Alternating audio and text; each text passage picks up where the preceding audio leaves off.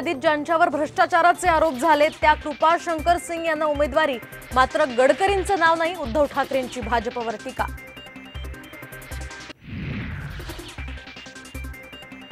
भाजपच्या मोठ्या नेत्यानं मला ईडीकडे प्रतिज्ञापत्र द्यायला सांगितलं होतं. माजी गृहमंत्री अनिल देशमुखांचा गंभीर आरोप, तर चांदीवाल अहवाल दाबून ठेवल्याचा सरकारवर आरोप.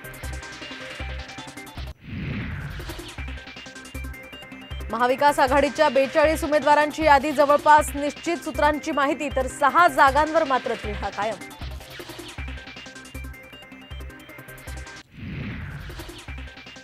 अमरावतीत आनंदराव अडसूळ अजित पवारांच्या भेटीला. अमरावती लोकसभा निवडणुकीसंदर्भात चर्चा झाल्याची माहिती.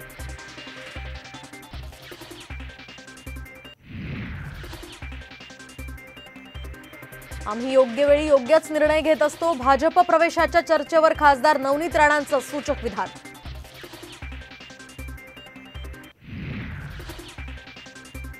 कथित शिखर बँक घोटाळा प्रकरणामध्ये उपमुख्यमंत्री अजित पवार यांच्या अडचणीत वाढ होण्याची शक्यता.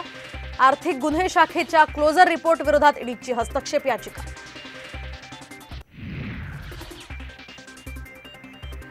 कथित भोसरी भूखंड घोटाळा प्रकरणी एकनाथ खडसेंना हायकोर्टाचा दणका. गुन्हा रद्द करण्याची याचिका फेटाळली.